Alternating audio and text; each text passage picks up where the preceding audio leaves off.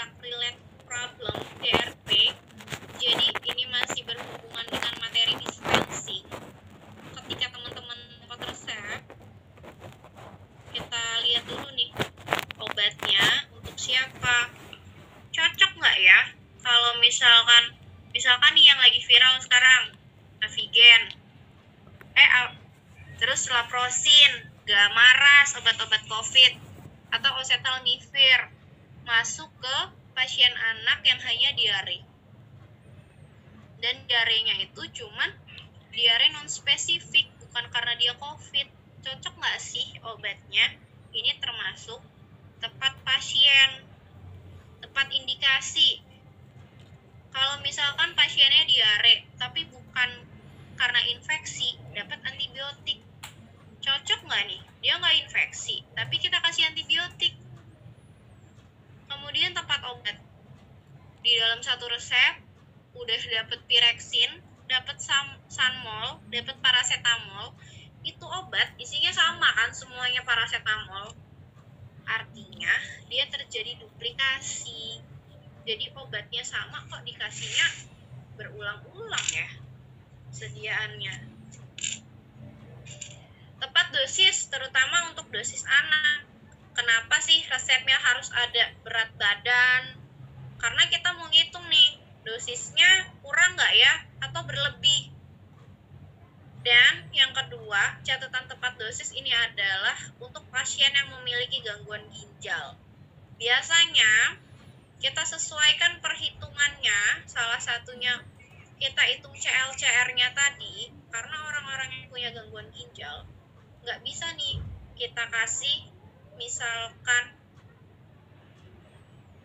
obat-obat aminoglikosida yang rusak ginjal.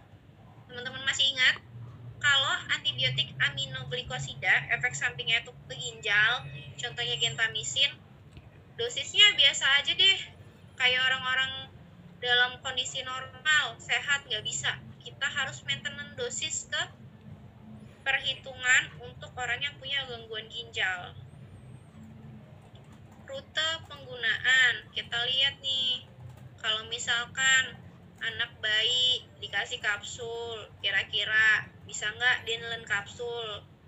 Atau pasiennya udah setengah mau pingsan, terus disuruh obat oral, bisa nggak?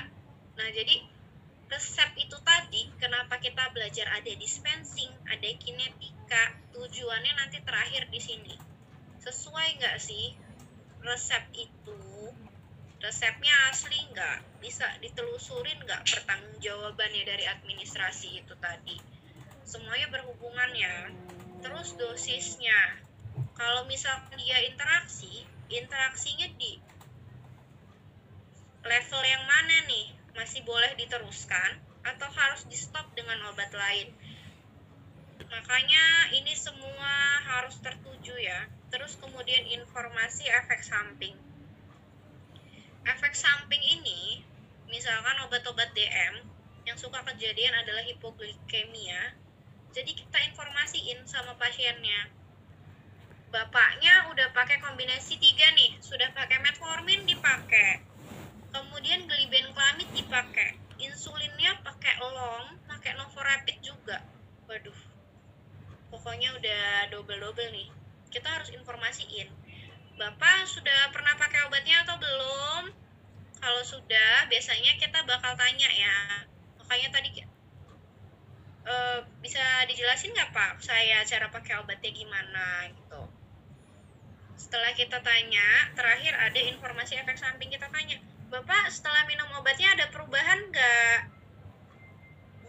Artinya dalam artian gula darahnya ya, monitoring gula darahnya turun atau enggak. Terus Bapak suka pusing-pusing gitu nggak sih? Suka jadi lemes nggak Pak kalau habis minum obat? Suka kayak kunang-kunang nggak? Artinya kan kita lagi cek nih, Bapaknya ini ngalamin efek samping nggak sih? Salah satu hipoglikemi tadi kan, lemes, kunang-kunang. Kalau misalkan, iya loh Mbak, iya loh Mas, setelah saya minum obat kok kepala saya pusing ya, kayak lemes ya. Artinya sebagai apoteker, fungsi kita itu bisa di sini nih. Bapak silakan emut permen, Bapak silakan minum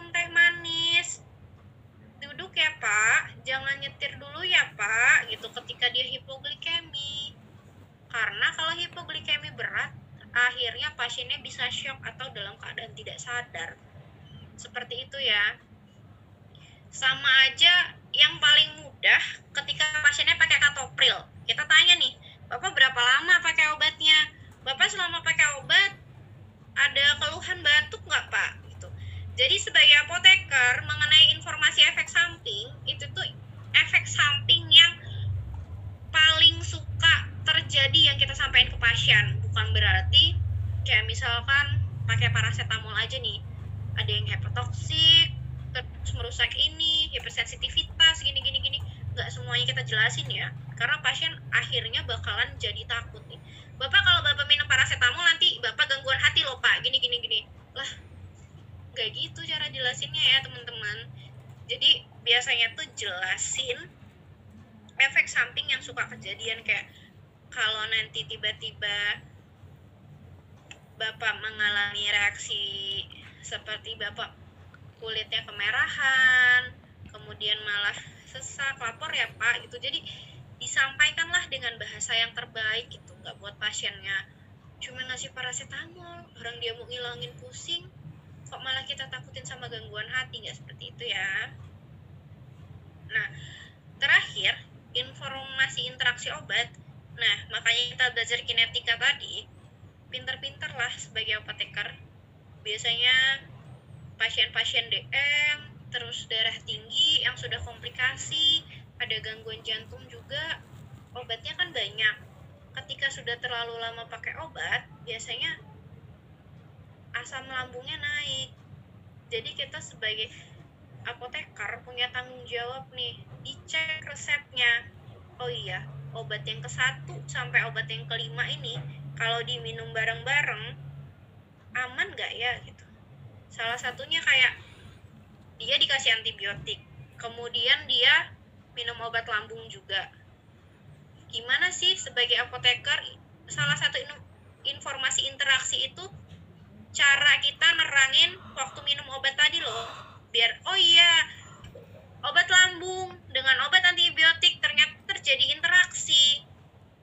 Akhirnya Bapak obat lambungnya diminum 30 menit ya sebelum makan, nanti Bapak makan, kemudian sejam atau 2 jam kemudian silakan diminum antibiotiknya, karena kita nggak mau nih obat lambung sama antibiotiknya ketemuan, karena udah sama-sama minum obat mau sembuh, karena adanya interaksi tadi malah antibiotiknya nggak berfungsi.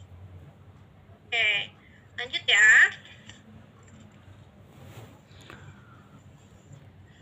Nah, expire date versus BUD. Ini teman-teman aku saranin nggak cuman jadi apoteker yang bisa komunikasi sesama perawat, sesama pasien, tapi orang-orang di lingkungan rumah kita juga wajib tahu. Kalau misalkan ada sirup, expire date-nya masih 2 tahun lagi, tapi kalau udah kita buka, terus tutup lagi, ada udara, jadi nggak sih dia itu rusaknya 2 tahun lagi? Apa sih bedanya expire date sama BUD? Nah, ini penting ya. Kalau expire date, kata kuncinya itu kemasannya masih utuh, belum kita pakai, penyimpanannya itu jauh dari matahari, suhunya sesuai, terus segelnya masih utuh tertutup, nggak ada udara masuk, itu namanya expire date. Kayak sirup tadi nih, kalau dia masih utuh, disimpannya di suhu ruang yang bagus, terus nggak ada kontaminan, nggak kena cahaya matahari, expire-nya katanya masih 2 tahun lagi. Artinya si sirup itu masih oke nih, 2 tahun lagi kita pakainya. Tapi kalau sirupnya sudah dibuka, diminum lagi, ditutup lagi, tiba-tiba dibawa ke jalan, ditaruh tasnya kena matahari, atau ditaruh di atas lemari dekat meja, dekat cahaya matahari, dekat jendela. Nah, itu kita udah ngomongin BUD. Artinya BUD ini ketika obat-obat itu sudah kita gunakan. Kalau sudah kita gunakan, nggak kita lihat lagi expire date-nya. Kita obatnya BUD. Nah, biasanya juga obat racikan pakai BUD. Dituliskan oleh farmasis rumah sakit, artinya obat ini udah dipakai, dituliskan oleh pabrik pembuatannya. Paham ya bedanya expired date sama BUD? Orang-orang sekitar kita juga mulai kita edukasi nih tentang expired date dan BUD. Nah, sirup gel emulsi tanpa pengawet. Jadi kalau bikin krim nggak kita tambahin pengawet, cuman 14 hari. Setelah dibuka, cuma 14 hari boleh dipakai. Kalau supos, terus sediaan salep, dia boleh 90 hari. Kalau misalkan kita bikin kayak krim muka, terus salep buat kulit, kita tambahin pengawet, masih boleh ternyata 30-35 dari tubenya kita. Buka, tutup, pakai lagi, buka lagi, tutup lagi, itu 30-35. Nah, ada tetes mata mini sama tetes mata yang untuk beberapa kali dosis. Kalau yang cuman kecil-kecil itu, setelah 3x24 jam, walaupun nggak habis, harus dibuang. Insulin pen, yang suka ditanya nih, kalau insulinnya sudah terbuka, simpennya di mana? Boleh di suhu ruang, boleh juga di kulkas. Di kulkas itu di pintunya itu ya, bukan di freezer, karena insulin ini dia nggak boleh beku. Kalau beku, isi insulinnya malah rusak. Tetes mata, tetes hidung, kalau kayak sirup-sirup biasa masih oke lah ya, 30 hari. Kalau sirup kayak sirup amoxicillin, sirup cefixim yang kering, yang harus dilarutkan, dia hanya bertahan sampai 7 hari. Artinya ketika sudah kita cairkan pakai air itu tumbuh mikrobanya cepat, kita buka, kita minum sampai habis. Sampai habis 15 hari kok nggak habis-habis ya gitu. No, kita nggak boleh simpan sampai 15 hari atau 30 hari, 2 bulan, enggak. Kalau sirup yang sudah kita cairin dari sirup kering, 7 hari habis nggak habis harus dibuang. Ini nih yang harus ditekanin. Orang-orang rumah kita juga harus mulai belajar, karena biasanya di rumah orang simpan obat, apalagi obatnya mahal, jadi sayang. Ketika sudah dibuka disimpan, bisa 1 tahun lagi, bisa 2 tahun lagi, ngikutin expired date tadi. Padahal kita ngejaga nih kontaminan gak sih obat itu dengan mikroba, udara yang masuk, kepapar sinar matahari.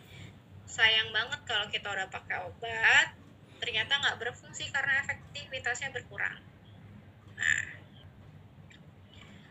rantai dingin. Sekarang kita masuk ke pengolahan rantai dingin. Ada vaksin-vaksin. Kalau misalkan VVM nih lihatnya di mana? Kalian buka ini segelnya, tek.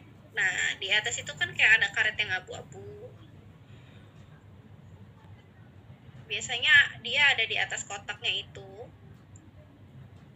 Atau kita harus jeli nih, lihat warnanya.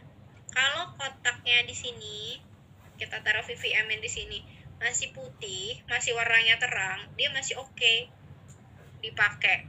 Kalau mulai agak gelap, harus segera nih dipakai. Kalau sudah warnanya sama, udah nggak boleh lagi dipakai. Apalagi kalau udah yang tengahnya gelap, artinya vaksin ini sudah rusak, nggak boleh lagi dipakai. Kita ngomongin BUD ya, bukan ngomongin expired date.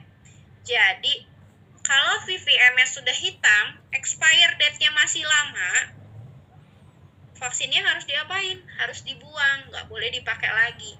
Walaupun dia expire-nya masih lama. Tapi kontrol VVM kita menandakan sudah rusak. Nah, BUD vaksin, ini suhu penyimpanannya ya. Yang perlu diingat adalah polio. Polio ini dia nggak tahan panas. Jadi suhunya di minus 25 sampai minus 15. Vaksin-vaksin yang lain bisa kita simpan di 2 sampai 8 derajat Celcius. Kata kuncinya di polio ya, yang harus diingat minus 25 sampai minus 15. Ini waktu aku kayak juga keluar suhu penyimpanannya. Nah, BUD ini, polio ini setelah dibuka, disimpan lagi dalam keadaan suhu yang tepat. Lihat VVM-nya, boleh dipakai sampai 2 minggu. Kalau BCG, campak, MR, setelah dia dibuka, segelnya tadi, segel yang ini nih, kita di suhu stabil dia 2-8, kita boleh pakai dia 6 jam. Nah, teman-teman, untuk materi dispensing sama kinetik, mungkin malam ini sampai BUD, materinya sudah aku sampaikan.